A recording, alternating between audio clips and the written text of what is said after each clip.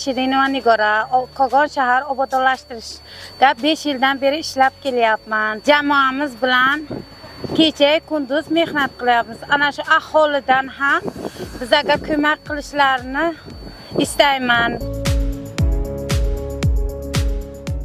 Men Xoliqova Gulamdon 30 yildan buyon obodonlashtirish boshqarmasida ishlab kelmoqdaman.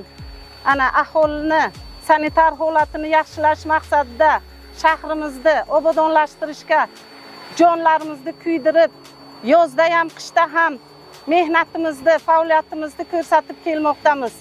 Shaharni obodonlashtirish ishlarida hammamiz jonbozlik ko'rsatib, ana yanagi yillarda obod shahrimizni yana gullatishga tilagim bor. Shu fursatdan aholi ham o'z hissasini qo'shsa-da, yanada shahrimiz go'zal, obod bo'ladi. Hammani shu ishda chorlab qolaman.